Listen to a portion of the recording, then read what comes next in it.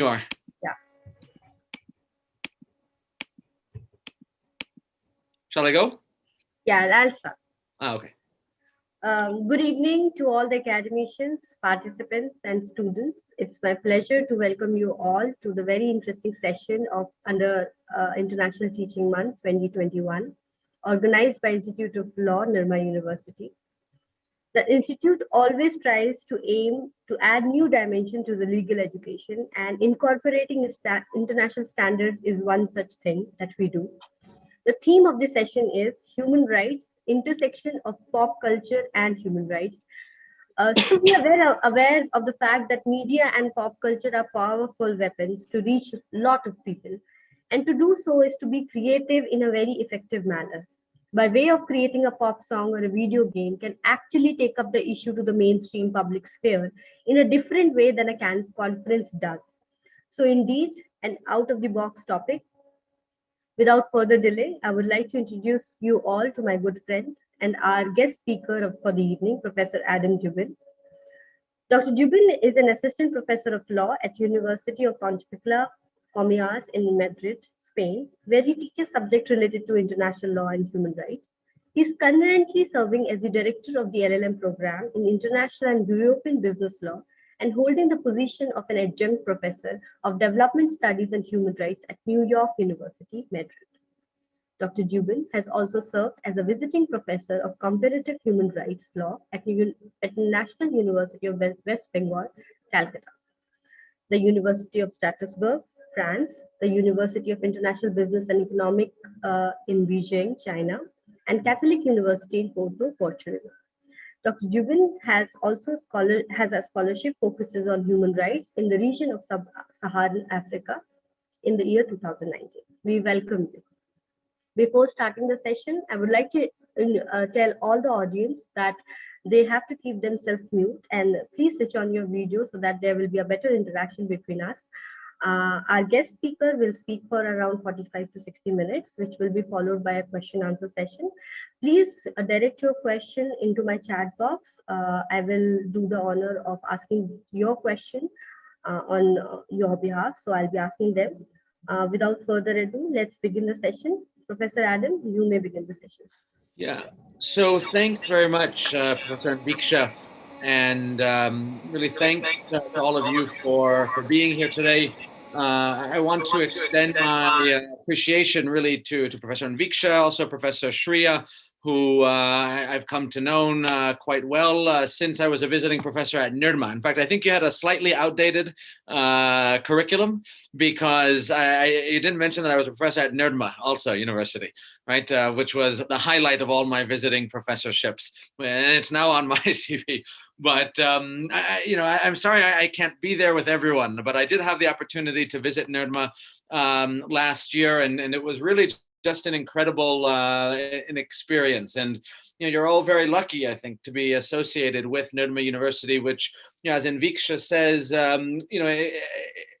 think demonstrates an amazing commitment with innovation, and particularly innovation as it connects with sort of the international realm. And this is an example of that. And, oftentimes these collaborations don't just stop with one-off seminars, but I think since I was there last February, just before all of this pandemic started, we've had the chance to do other conferences, PhD collaborations, and so on. So I'm really delighted and appreciative to Nirma, especially Dean Purvey ma'am, for all the support and interest in collaborating between our universities. And I think it's important to also mention that we've also signed an MOU to allow our students to exchange between our universities or between our law schools.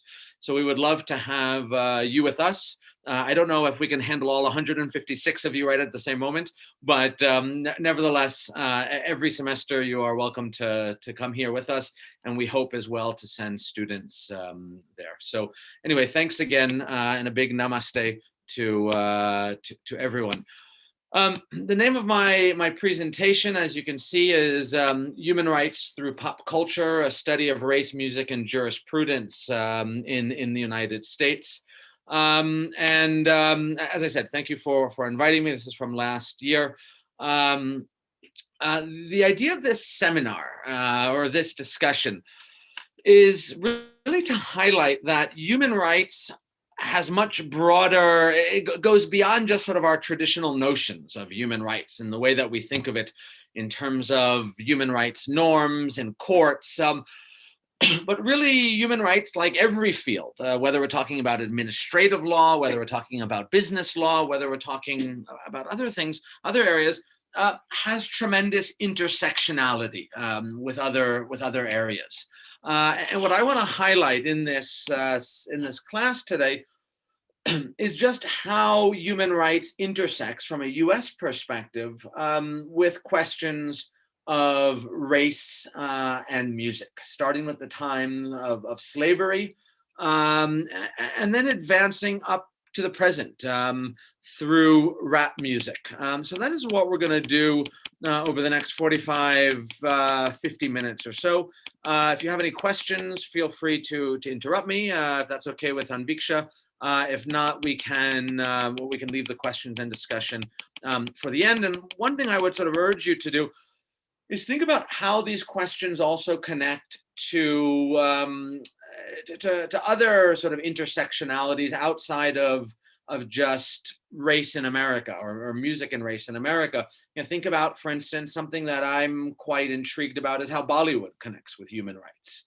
And how cinema connects with human rights. And we'll talk about that, but there is a lot of intersectionalities there that I think are interesting and help us to explore more questions of human rights in sort of non-traditional ways. So let's begin. So what we're going to do today, and actually just mention that this is based on a class that I taught this semester called From Slavery to Black Lives Matter, Race in America Through Jurisprudence in the Music. The presentation today is more condensed. It had multiple sessions, but what we're going to cover are three periods. One is slavery up through Jim Crow, which is Jim Crow refers to the period involving sort of segregation laws in the United States. Then through the 1950s and 60s, the civil rights movement, and then the post-civil rights movement, sort of more modern times. And look at how each of those periods, jurisprudence and music, sort of intersected. So I guess the first question is, what brings us here today? I mean, where does this come from? And I think it probably goes without saying that the question that brings us here today is what's happened and what's been on the news over the last few years. The terrible, just today it came out about police officers who they're not going to take them to trial for putting a hood over a black man's head to restrain him, and he ended up dying from asphyxiation. So what brings us to is the question of police brutality. That is not anything new, although we've been talking about it in the last few years, particularly under the Trump administration.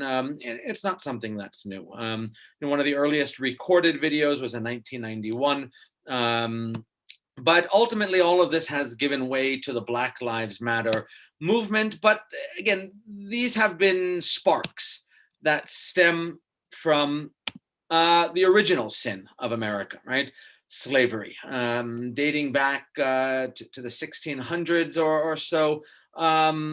Slavery is really the cause of the ills and all of what produced it. And again, just to sort of give you a very brief overview, in 1619, first slaves arrived. The abolition movement really doesn't start till the 1800s, although you can find some evidence of it before. In 1857, we have a case that says that slaves are not citizens. The U.S. Civil War, President Lincoln's famous Emancipation Proclamation in 63, and then in 65, we start Reconstruction, and it's during that time that we see the rise of Jim Crow laws. It's not till 65, the 1880s Jim Crow law. In 1980, 65, we get the 13th Amendment, ending slavery officially. But it wasn't until the 1900s that we begin to actually have real representation of African Americans through the founding of what I would say is the most important, one of the most important, certainly, NGOs in the United States, the NAACP, the National Advancement of Colored People, which took cases to the court and made a huge difference on questions of equality. And then, soon after, in the 1920s or so, we begin the Great Migration from the south of the United States to the more industrialized north by many African Americans looking for new opportunities. And it's when the 1920s, 1930s, we begin to get, I think, some sort of seeds of change. The Harlem Renaissance, which was sort of a cultural revolution celebrating many Black authors, Black poets like Langston Hughes, jazz music and blues and so on. 1947, Jackie Robinson, the first African-American baseball player. And then we get into the 50s and 60s, the civil rights movement, which gives way to the most important sort of legislative changes in our country. 1964, the Civil Rights Act, 65, Voting Rights Act, 68, U.S. Fair Housing Act. So legislation at the federal level, which essentially ends, at least institutionally, racism as we know it, although it doesn't, it's far from achieving that, but just to give you a little bit of an overview. So what you can see is we're not talking about particularly long ago. I mean, it's the 1960s, really, when racism begins to sort of wind down. In fact, my mother, who is not terribly old, in 1963, she would tell you she's quite young, but anyway, in 1963, on the March on Washington, she was there with her family. So it really wasn't that long ago. Nevertheless, the Jim Crow eras after slavery, starting in about 1880 or so, these terrible laws through the South and reinforced racist attitudes and segregation. And interestingly, if we come up to the present, even though we've advanced, nevertheless, racism is still very present, although it's not all the United States agrees that the US is racist, which in itself obviously is quite problematic. If we look, for example, at Democrats versus Republicans in terms of whether racism is a big problem, well, 40%, 40 points higher for Democrats. Blacks identify racism as being more of a problem than whites, for instance, right? Although those numbers have increased. Nevertheless, that tells us something that we'll reflect on later on. All of this has given way to a lack of socioeconomic investment, in which African Americans have largely been on the margins. If we look socioeconomically, if we look here, Blacks have a poverty rate twice as high as whites. And every single socioeconomic indicator, African Americans are worse off than the white population. Household wealth, you can see Blacks are at the very bottom compared to all other areas, are worse off, something that we think should affect us equally. Nevertheless, African Americans have a higher rate, have a higher likelihood of getting it. They have a higher likelihood of having it, and they have a higher likelihood of dying based on partly socioeconomic questions. In the criminal justice system, African Americans, despite being only 13% of our population, are nevertheless 40% of the prison population. 1 in 3 African Americans will likely go to jail. And none of this is by accident, I would argue. In fact, if we look at the 1970s, we see a huge number of Black men with no high school diplomas entering into prisons. And part of that has to do with the fact that laws were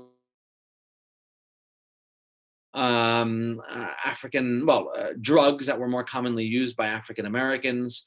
Crack, for instance, had higher sentencing rates compared to cocaine, for instance, or marijuana, which were more often used by whites. So the system itself was in many ways set up to criminalize African Americans, and they have without a doubt paid the price. And certainly the implication of going to jail goes beyond, or the consequences goes beyond just losing liberty. It goes with losing breadwinners. It goes with destroying families that are already living on the margins, economically, socially. So the impact of the crack crisis in terms of breaking down families, but also in terms of incarceration, has just been a tragedy, I would argue, in modern times for the African American communities. As you can see here, with the creation of these laws, black drug arrests have increased, whites have stayed largely the same. And if we look at pop culture and we look at what's around us, all of that has helped to reinforce stereotypes. If we look at this on the very top here, I grew up with, for my time, but it was a Disney character who would walk through the streets singing zippity-doo-dah, zippity-yay, in sort of that type of accent, making fun of how blacks talk, coming from Disney. Now children aren't really allowed to listen to it anymore. When I was little, it was this sort of carefree, dressed as a slave in the South, singing these songs. The syrup that we use for our pancakes, well, it reinforced stereotypes, right, of that sort of black mammy with big lips, plantation looking. Even here, for instance, I grew up eating Uncle Ben's rice, which is no longer called Uncle Ben's rice. Why? Because uncle was the name, was the term used that white people gave to blacks because they refused to call them Mr. or Mrs. So uncle or auntie, to avoid having to show sort of any hierarchy there. And even, movies that were actually part of my childhood, Boys in the Hood, for instance, that highlights African Americans, obviously, in very sort of negative tones. If we look, for instance, this was just a few weeks ago in the New York Times, they asked the question, how should black people sound? Do we make them sound like gangbangers? Do we give them a more refined sound? How should we portray African Americans? How should they communicate? Should they meet stereotypes, play stereotypes? So it's complicated. In fact, we've had very few images, I could say, of positive black families, again, going back over the last few years. If we look at the Cosby Show, for instance, Cosby has had a number of, as you know, probably know, do you know the Cosby Show? That I grew up with this, but it was one of the first programs to show a affluent African-American family. He was a psychiatrist, right? And then the Fresh Prince of Bel-Air. In my class, we look at this video, but if you remember it, right? The song at the beginning, in West Philadelphia, born and raised on the playground is where I spent most of my days, right? And then he moves eventually to his wealthy family in Beverly Hills, who, but the show couldn't resist this idea of black mobility, of not portraying just a black family, right? But this sort of rapper who migrates from Philadelphia to Beverly Hills. And this is, again, this idea of pop culture is not limited by any means only to questions of television or so on. We see it in many areas. We see it in music, for instance. We see in Eurovision, which is a European song contest. We see it in Bollywood. I should have put it, but Bollywood recently teamed up with the United Nations to create an LGBT campaign, for instance. I can send you the link. It's quite good. In fact, and so music has played a huge role in advancing race and other social justice rights. And even, for example, in the Supreme Court of the United States, the most cited singer in legal opinions is Bob Dylan, interestingly, and involving a case of Title VII dealing with civil rights. So anyway, I'm going to go a little quickly just because I don't want to take up too much time. So songs have always been associated with social justice. During the Vietnam War, Bring 'Em Home, R.E.S.P.E.C.T. by Aretha Franklin, right, dealing with gender. But I would say something else, that music, imagery, and so on, particularly when we talk about it from the point of view of race in the United States, it goes beyond merely a question of calling attention to highlighting certain changes, certain messages. But for me, the question of music goes to the idea of participatory democracy. It is in many ways exercising a human right, the human right to freedom of expression, to assemble, when most of society doesn't recognize that right. When society says, we don't want to hear from African Americans, when African Americans aren't even citizens at a point in our country. So music for African Americans, gospel, became a form of participatory democracy. And if we think about sort of Republican ideals in terms of what that means, in terms of citizen participation, what many theorists have argued is that republicanism and exercising of rights, it involves both formal and informal mechanisms. And music, I would argue, is an informal mechanism. Formal voting, for instance. But music is an informal mechanism. And if we look here at what Gray Poppet says, right, a professor who's written about Republican movements, he says, if you look here, right, that republicanism offers the hope that freedom might encompass an ability to share a vision of a good life, of a good society. We're empowered to engage in collective debate, active intervention in our fate, in what would otherwise be a byproduct of private decision. So, music brings into the public realm, in a way, that participatory element, right? If we look at what Simon Firth, a British musicologist, says about it, right?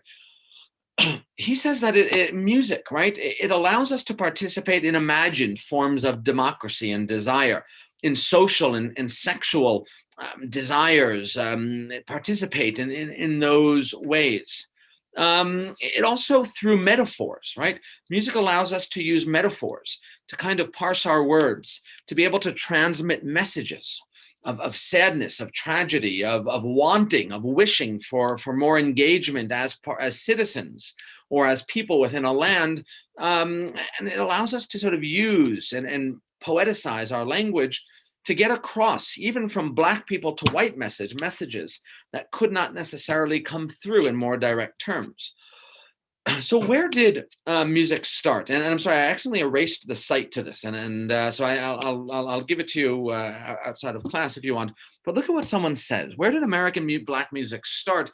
And it says, the person says, although we were denied the expression of our native languages, being the creative people we are, we not only developed our own approach to the master's tongue, but we went better.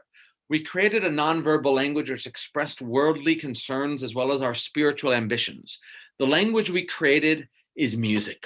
More than any other form of communication, the music expressed at our deepest levels the reality of our existence.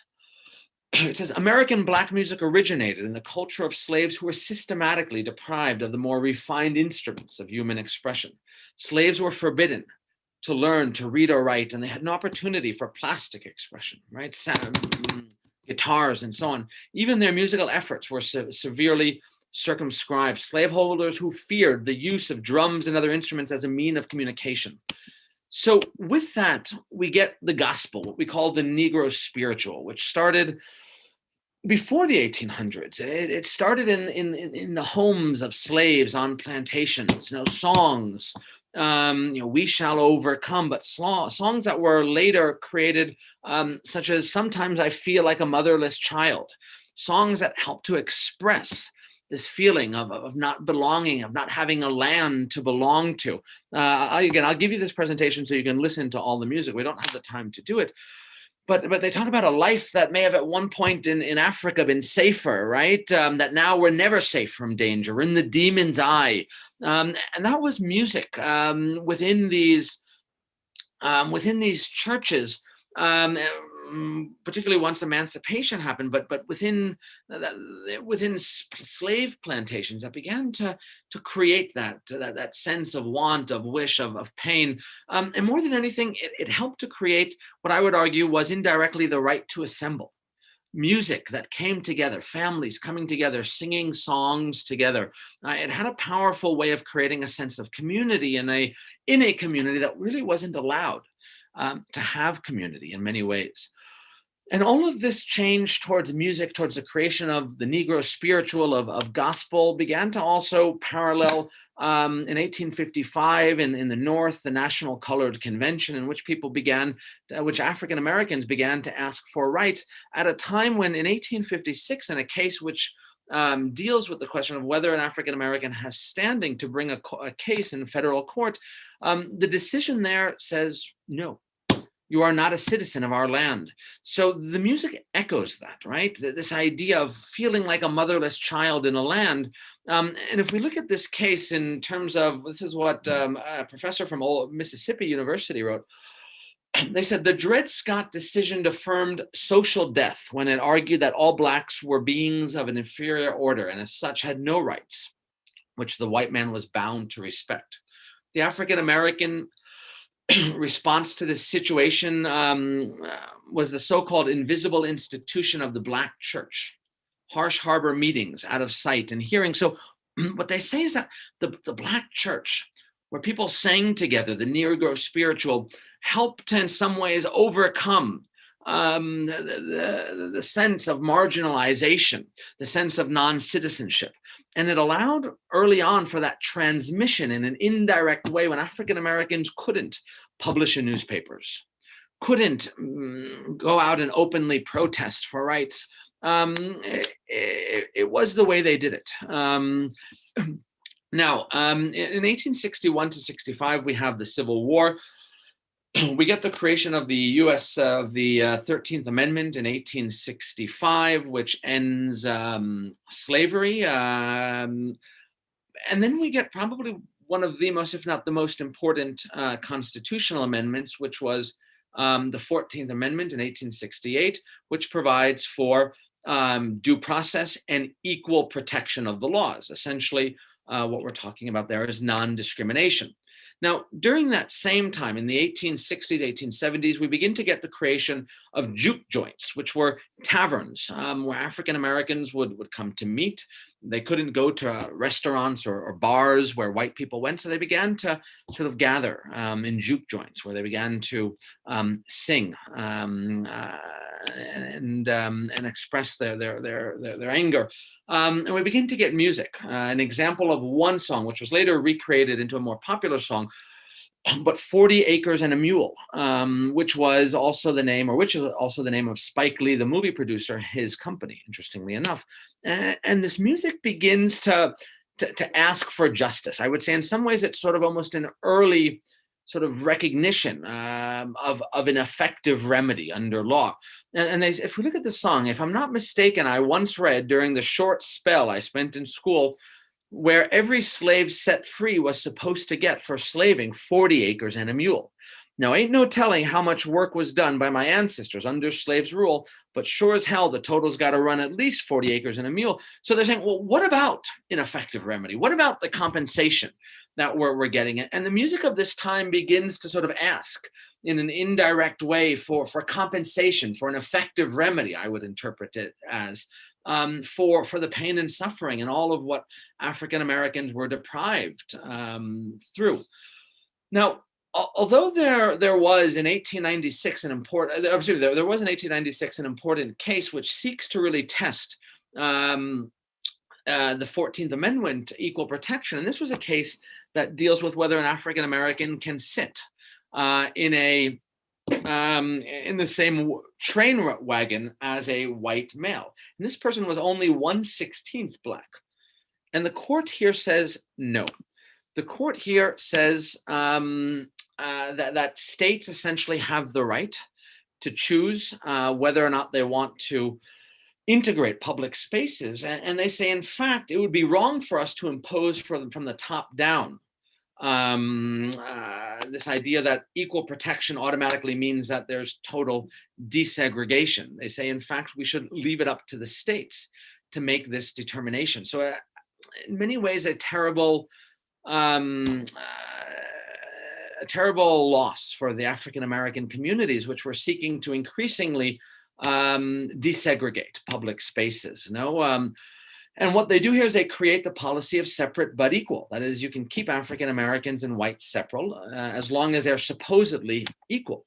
But in fact, interestingly, I should just mention there's a dissent in this opinion, one dissenting opinion from the Supreme Court, which says one day this is all going to blow up and stimulate aggressions. And sure enough, he had pretty good foresight, this judge. But nevertheless, that became the law of the land, separate but equal. And if we look at 1900s, I went to some US Census data. If we look at the 1900s, whites at this time had a a 14-year life expectancy, a greater life expectancy over Blacks at that time. So to say that separate but equal was in any way applied in a way that created equality was most certainly not true. We know African Americans were not equal really in any ways, right? From schooling to access to nutrition to jobs, et cetera. And this statistic is interesting because from life expectancy, we can assume, or we can understand that separate was most certainly not equal in any way. And with that, we begin to see in the early 1900s the advancement of, or the creation of music like blues, people like Billie Holiday, which begin to really, I think, seek out an audience beyond just the juke. The juke bars, right? And really begin to create an audience through a metaphorical message that transmits now to the white. In fact, blues, we could say, was probably the first music that whites began to listen to. But yet whites didn't want to hear a message of "we are suffering here," right? So through the use of metaphors, music was able to begin reaching white communities. Strange fruit. Southern trees bear a strange fruit, blood on the leaves and blood at the root. What? She was talking about a fruit hanging from a tree. That was the fruit that she was talking about, right? The black man hanging from the tree. So blues plays an important role in really projecting, in a way, the tragic lives that besieged African Americans. And although many people now say, well, we have the 14th Amendment, separate but equal, this was a music that transcended that and said separate but not equal. And if we look here, although there was emancipation, look at what this is from the New York Times.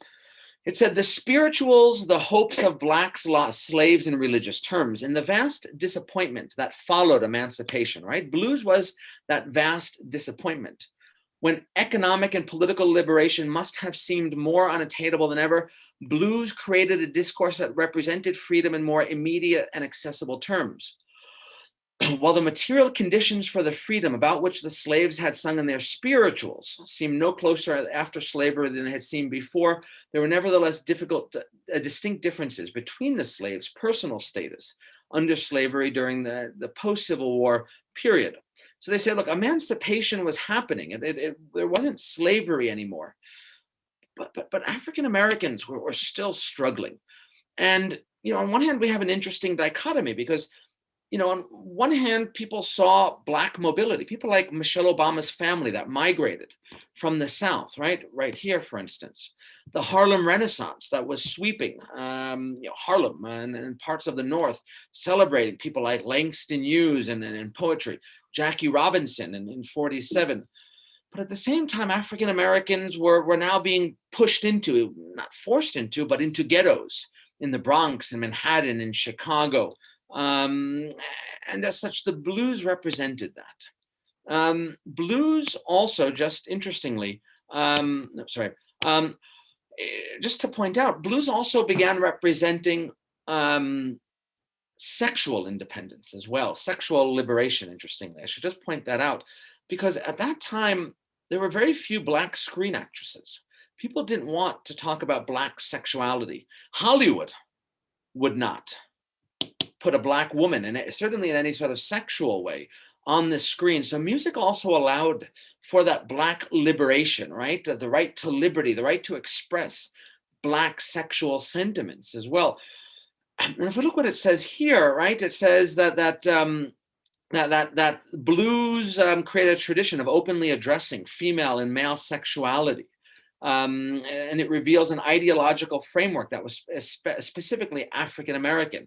Emerging from the decades following the abolition of slavery, the blues gave musical expression to the new social and sexual realities. And there's a song that I find fascinating by Bessie Smith. Again, you have the link, called "I Need a Little Sugar in My Bowl." Now, I don't know that she was necessarily talking about sugar in a bowl to eat.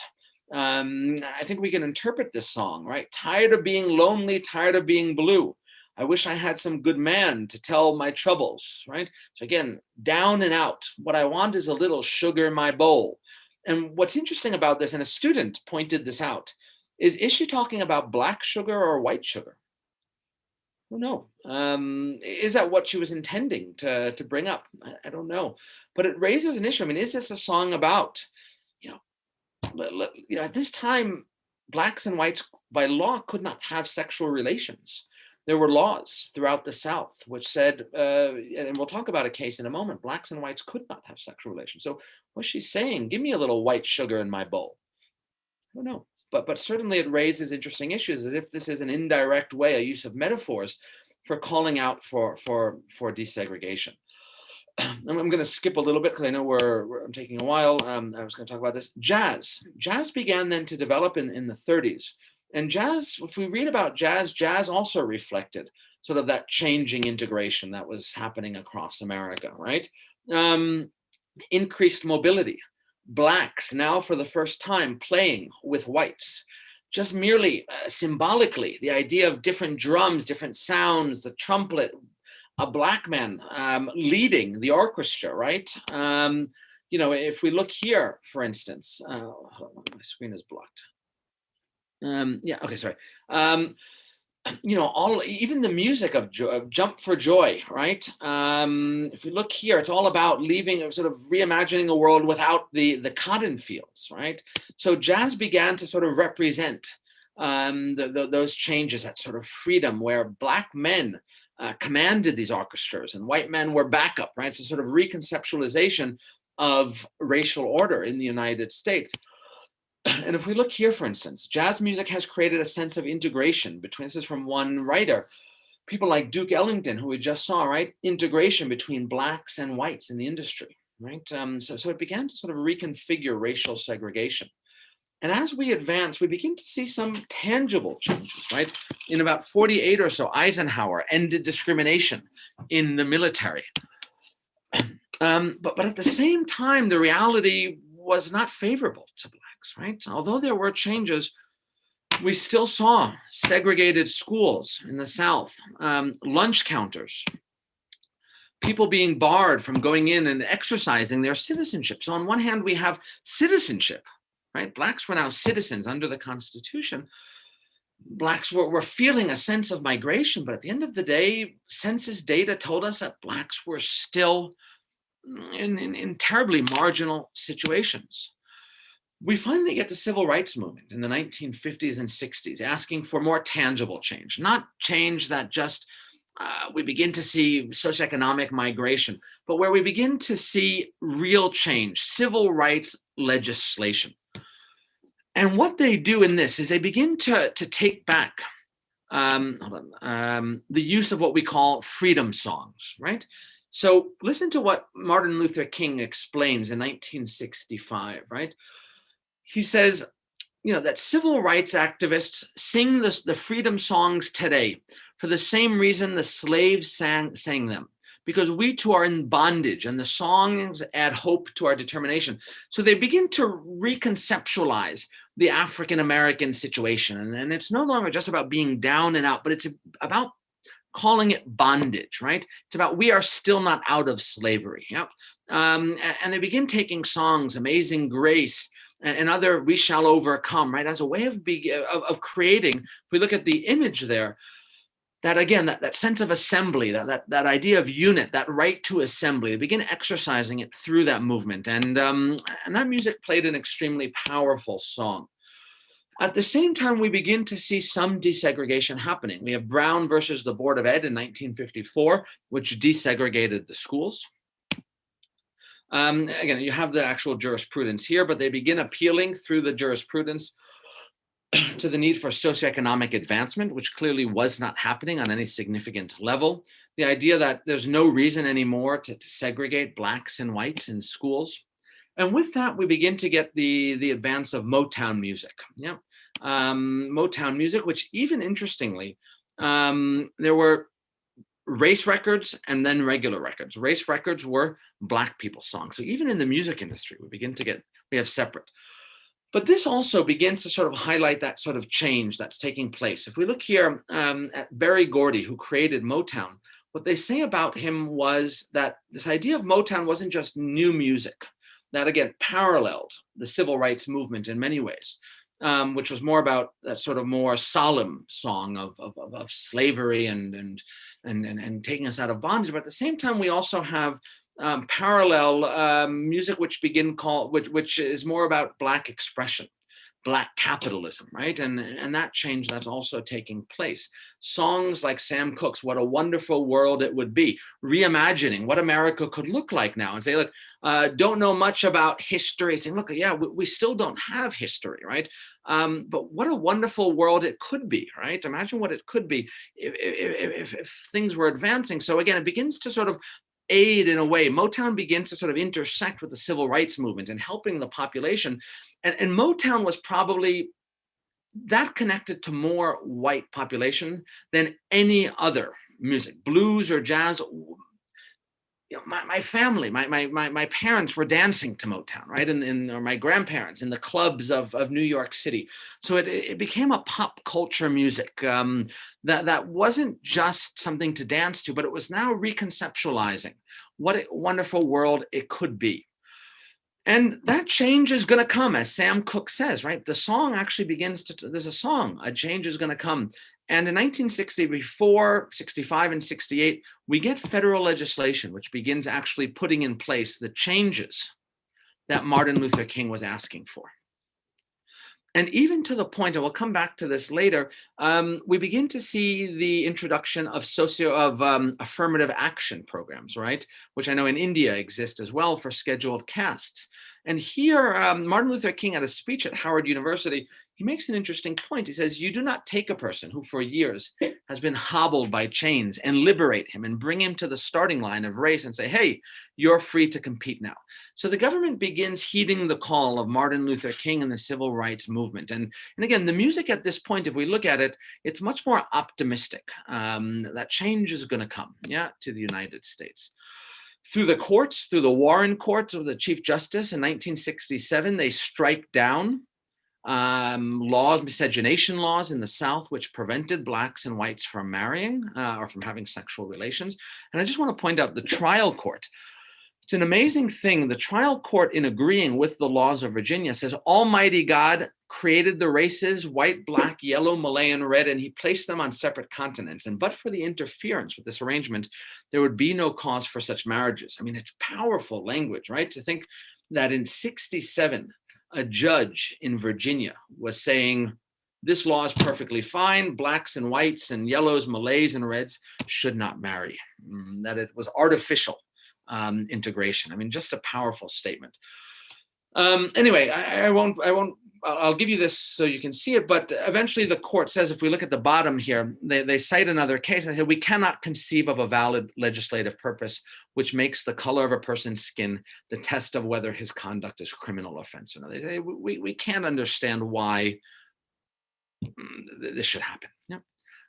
With that, we get the Kerner Commission in 1968, which begins to sort of study why African Americans are having such challenges in terms of socioeconomic advancement. So it begins to sort of recognize that on one hand, legislatively, things are improving. But in practice, African Americans continue. If we look here in the 1960s, continue to lag behind whites in every category: high school graduation, unemployment, double that of white unemployment, wages, poverty rates, 10% to 35%. So they say, despite the advances that we've made, African Americans are still at terrible levels. And again, we can look at it here. This just sort of reinforces that even today, although it's improved, there's still big differences. And all of this begins, even though this was in 64 compared to 68, which was the Kerner Commission, but nevertheless, African Americans are mad. And we see an incredible shift as well in the music, right? In this idea of projecting the voice of citizenship, of participatory democracy, and saying, look, we tried through the blues to express our sorrow. Motown began to sort of show this sort of optimism for what was happening. But there comes a point now when it's about protest, right? And it's about anger and really being on the streets. And if we look at what this one book or this one article notes, it says that it was about this idea that indirect discrimination, white backlash, right? This idea of white backlash to affirmative action, to programs that were trying to help, to the Kerner Commission, trying to in some way advance Blacks.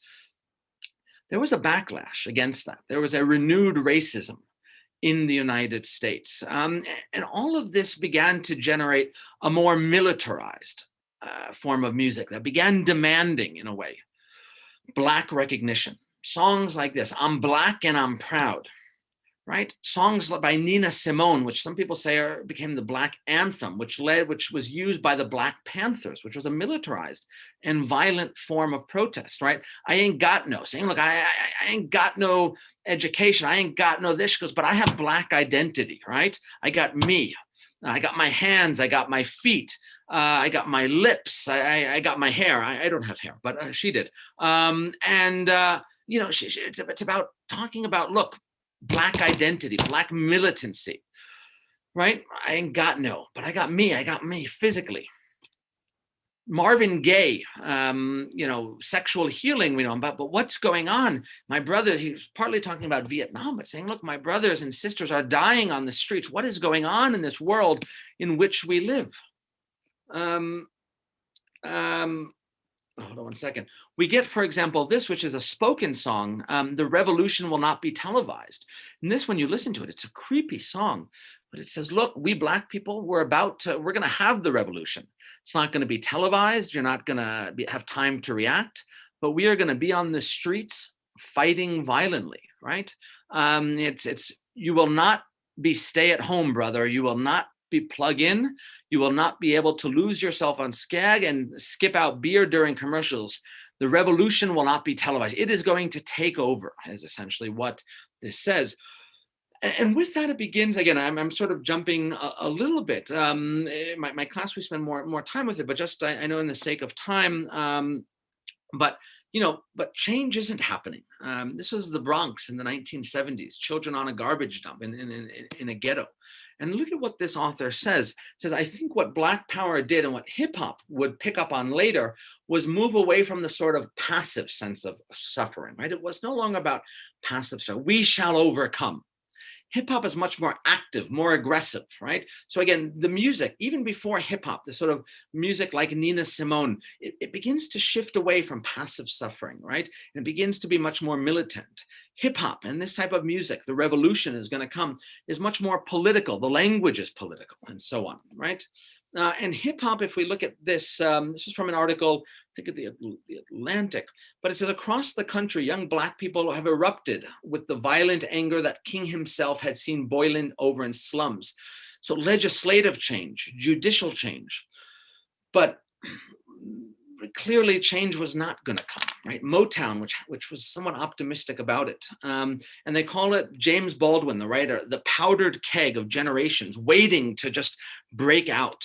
And hip hop in a way, and rap begins to do that, right?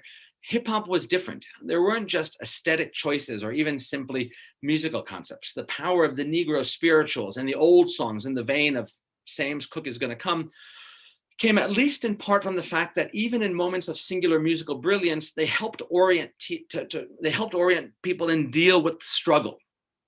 But hip hop has to orient Black youth towards coping with the new Jim Crow. So Jim Crow is still present, and hip hop helps us to do that. In fact, if you look at this recording artist, Royce, he says hip hop was the voice that America couldn't control. It was a new form of freedom, a new form of expression. It was that voice of the streets that they didn't know what the next line is going to be, and that scared them because we spoke our own unapologetic truth. We spoke about environments that were overlooked, that didn't have a voice. Hip hop music. So hip hop was, as streets were, as restaurants and bars and whatnot were closing around Black neighborhoods, as the economy was crumbling in the 70s when hip hop began to advance, 80s, they began talking about hip block parties, being on the streets, dancing, and that generated the sounds of hip hop. And then with that, we begin to get rap music. And again, I'm sort of jumping a little bit, but we begin to get rap music. And if we look here, rap, this author says, was not just about violence, But rap music, however, is not in and of itself a genre created solely for profit, glorifying the gang violence that was taking over urban centers, right? It highlighted what it was like living, being Black in the center. But it was about the deprivation and unequal opportunity nurtured the hopelessness, distrust, and early death depicted in people like Tupac Shakur's lyrics. Americans' urban centers in general and low-income minority communities are replete with poverty, police brutality, drug abuse, education. So that was the voice of the young, impoverished Black man. Just as in the times of slavery, gospel was that voice. Rap music, and it combines two things because gospel music was limited to the churches. Rap music now began to generalize to white populations, right? Similar to Motown. So it sort of picks up on that. It begins to be the voice, the form of participatory democracy that I talked about earlier, the informal channel. And if we look at some of the songs, certainly if we look at the 90s, what was happening here in Black neighborhoods, it was still terrible, but the songs were angry. Fuck the police, right? That is a song which says, you know, fuck authority, right? Other songs, for example, like The Day That the Nigger Took Over, it reimagines power authority, power structures in a way, and sort of thinking not just about this idea of anger, but saying the day that Black people have taken over, the day we begin killing police officers, white police officers, not just any. So it's a message which really sort of connects to this idea, as they say here, of that sort of powdered keg that is waiting to explode. And the music is that form of participatory democracy that is no longer just about passive constructions, but now about angry constructions. And even if we advance a little more to the 2000s, these are cases which seek to test the legality of affirmative action. And even here, although affirmative action is legal, the constitutional, look at it, it's a 5-4 judgment. And so even at the courts, whereas before the cases Loving versus Virginia, Brown versus the Board of Ed, they were unanimous judgments. Here, there is this real feeling, and it connects back to what I said very earlier, that we as a society don't want to or don't perceive of racism and how present it is. Only 5 members of this case said that there was a need to help African Americans through affirmative action to advance to universities, right? And even, you know, in this case here, a victory for white guilt, an African American, a socioeconomically advantaged African American, he calls this white guilt, interestingly. He says, affirmative action, it's just so, even not all African Americans necessarily agree. But again, when we look at, and this is another case, Fisher versus, where again, they test the limits. And again, 4-3, 2 judges recuse themselves, if I'm not mistaken. Only 4 out of the 7 judges agree that African Americans, despite these indicators that are tragic, right? I mean, again, going back to it, despite these indicators, I don't know where it went, but anyway, agree that African Americans should be in some ways advantaged. And it highlights, I think, what Martin Luther King said, right? Which was socialism for the rich and rugged individualism for the poor, right? This idea that at the end of the day, this American idea of liberty, of justice, of individualism is ultimately what wins out. And as America, we turned a very blind eye. And although music has certainly helped in many ways to allow that form of participation, nevertheless, it ultimately has limits in terms of how much we want to recognize the citizenship, in a way, of African Americans in our society. And it tells us, well, through jurisprudence and so on, we may advance them. But ultimately, when it comes to taking a real stand in actually investing and doing what needs to be done, this individualism ultimately leads out. And where we are today, in many ways, is not so different from where we were in the 1950s or 60s or before, in African Americans, at the end of the day, being beset by violence, by poverty, by marginalization. And all of this has ultimately give way to a Black Lives Matter, which again has used music as a tool to advance African-American participation in our society. Where are we now? Well, certainly not at a great point by any means. Fortunately, we're over these 4 years of terrible tragedy. But African Americans are still at an extremely disadvantaged position in American society. And this is where I'll end. And I think there are a few things that need to be done to advance their citizenship. One is monetary reparations. We talk about it, but we've never done it. That is, there does have to be the quantification of monetary reparations be given to African American communities, many of whom are descendants of slaves and who suffered through what was a genocide, really. And I do think there has to be the quantification of that. It's not popular, but I do think there has to be. I think there also has to be a Truth and Reconciliation Commission, in which we begin to look symbolically at who was responsible and begin calling out the names, the families, the businesses that were involved. And then lastly, I think we need to change our discourse. It's not just segregation that happened or slavery, it's genocide, it's crimes against humanity, it's apartheid. And the government was responsible for that. And I think they have to take a greater stand in it. So just, again, that was my, really have a bit of bibliography here. So again, what is it that I want to transmit? Again, this idea historically that music has played a hugely intersectional role in human rights, in advancing the civil rights of African Americans. And it has served as their form of participatory democracy in advancing their right to assemble. It's helped to create assembly through music.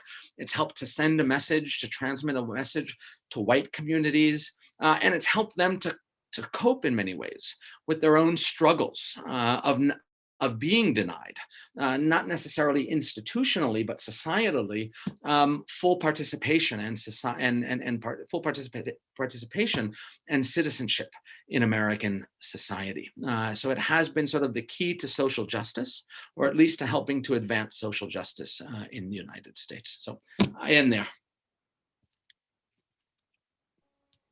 Thank you so much, Professor Adam. It was indeed a very enlightening session for all of us. I have to myself revised the history of whatever you have taught, so been going around since a long time.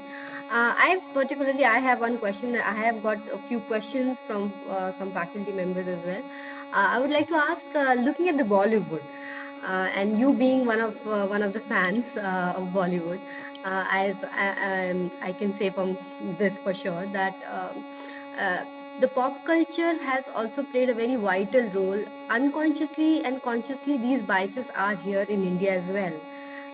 How would you comment, being an outsider and looking at the Bollywood? How would you comment on this? Yeah, so I think, for example, in the area of LGBT rights, I think Bollywood has been very careful. Although there's been in recent years a greater focus on LGBT rights, I think Bollywood is still quite conservative and still oftentimes indirect in its messages, right? I think in recent years, we've seen a whole slew of movies that have begun to sort of refocus questions, for example, of misogyny, for instance, of mores within our society. But I think it's been a very slow process. I think historically, in many ways, Bollywood has more dealt with questions of socioeconomic issues, sort of the aspirations dealing with people in rural villages, sort of seeking out more sort of the hopes of advancement. And I think in the last few years, we've seen a slew, and I think it's also, again, it's gone beyond just a small audience, well, not a small by any means, but an audience of India, and it's now become more popularized through Netflix and so on. So I think similar to, for example, Motown and so on, it's reaching a wider audience. But I think my sense is more in recent years where we've seen a more sort of direct focus on gender. I mean, I think a really interesting movie was what's the name of it? I am terrible with the names of movies. With Bachchan, where the women are on trial for attempted murder. The name is escaping me now. You know what I'm talking about? Anyway, it deals with their attempted murder. They go to a club and they are attacked by a number of wealthy young men. And it's not totally clear what happened, but it seems like they were attacked. And one of them takes a piece of glass and cuts him. Okay, I think I know the movie, but I have myself. Yeah, I'm terrible with the names. Yes. But anyway, she and her friends are on trial for attempted murder. But and the prosecutors begin asking questions, right? Like, are you a virgin? Did you go there to have sex? Something that has nothing to do with the, but it actually, what it puts on trial are society's own mores in terms of how it judges women, right? Or there's another one, I know the title in Spanish because they changed the name in Spanish, but Los Deseos, desires. And there, for example, they show women having orgasms, for instance, right? They show women seeking out younger men. So I think in many ways, it's taking a much more sort of explicit take on questions of female equality, right? And now we've also had a few videos that have come out that have dealt with homosexuality, for instance. Bollywood has produced a UN video, which introduces two men at a wedding or a commitment ceremony to the grandmother, and basically says, sometimes traditions have to change or something like that. So I think Bollywood is being more explicit about its focus on these questions. On continuation of that, a question that pops in my head, I'm going to take one question from here in the chat box also, but still looking into this scenario that, the OTT platform has come. So there is another platform which is definitely informal platform. But looking into this human rights issue and the pop culture, these ways of informally looking into the human rights issue also can create a problem, because there is not much of the research as is being done in the academia. So the message that goes through an informal way also have a lot of problems associated with it, right? So because it is about the perspective. So how would you comment on that? So I think in some ways it's true, and people kind of laugh when I tell them that I write about, or that I'm producing a book now on Eurovision, the European Song Contest. People kind of laugh at it. They don't always take it as serious academics, no? But first of all, I think from a theoretical point of view, there's a lot in terms of questions of participatory democracy, right? Republicanism, how informal channels deal into human rights. But I think in some ways, culture is a more powerful tool. I mean, we can create lots of legislation. We can pass laws. We can pass judgments through the courts. But the biggest barrier in many ways to advancing human rights is culture. And, we can spend lots of money on people coming in to conduct trainings and sensitivity. But culture, I think, plays an enormous role, in some ways very indirectly, in terms of how we view as our equal, right? Women and homosexuals or whatever. So I think it has a powerful tool. I mean, I say in India, nothing probably reaches the population, right? Like Bollywood. And that reaches a small village much more so, and has more of an impact than does information about a new law that the Indian Parliament has passed, right? So culture takes a long time to change. In Haiti, after the earthquake some years ago, I think it was the United Nations, in schools they began to create new songs for children, children's songs about women's roles, right? Instead of mommy in the kitchen, mommy working and so on, to try and deal with the extremely high levels of gender inequality there. I mean, there's a very good book even, I have it somewhere. It's on children's songs and the Convention on the Rights of the Child. And even there, the songs that we sing as children influence us in sort of an indirect way, right? I mean, I'm trying to think of some that I listened to as a kid, but when you think about it, you say, God, that was pretty sort of male oriented, or that was pretty that favored men or boys, and so it does play more of a role than we think, and particularly in patriarchal societies. We need to look at how do you deal with those, and certainly just going into a village and saying, men and women have equal rights. Another thing is seeing, Kareena Kapoor and, whoever, I'm still waiting for her to propose to me, by the way. I know I always say that, but it hasn't happened yet. That's powerful, right? And it may not be immediate, but over time that begins to change how we view homosexuals. And if something like Bollywood or rap music begins to sort of, it impacts us more than we think. So I think it's something that is kind of poo-pooed by the international community, but I think it's an extremely powerful tool in advancing human rights. Okay, thank you so much. We'll take one last question because we are already have exceeded the time. Assistant Professor Neeraj Gupta have asked a question. How do you see the issue of environmental justice in the US from the perspective of pop culture and other mediums of entertainment? The idea of environmental justice emphasized on dissemination of the factum of discrimination as one of the important aspects of attaining environmental justice. Whether these means have contributed attaining environmental justice. So whether pop culture has contributed to environmental justice? Yes. Ooh, it's a good question. Wow, I have to be honest, I haven't thought that much about it. It is true that in the last few years, there has been this sort of celebrity sort of embracing, right, of environment, of environment, of organic, I want to say recycle, but yeah, there's been a greater focus on it. I do think it's hard. I can't say with total certainty because I'd really have to study it more to see to what extent. But I think it's a great question, and I imagine there probably is more intersectionality than I can think of off the top of my head. I mean, it is true that there are. I'm just trying to think. I'd have to take a look, but to what extent, for example, television shows. Whether, for example, when people recycle, they recycle in different bins, for instance, right? Or to what extent celebrities have taken up causes about environmental injustices. I have to be perfectly honest. I could make up an answer, but I don't want to do that. So I would need to really study it and then come back to you. But if you could send me an email, you have my email address here. I would be more than happy to talk about it and explore the question together. So if you would do that, I would appreciate it. Definitely, I'll do it. So now on behalf of our student base, I would like to call our student, Mr. Aviral Srivastava, to deliver the vote of thanks.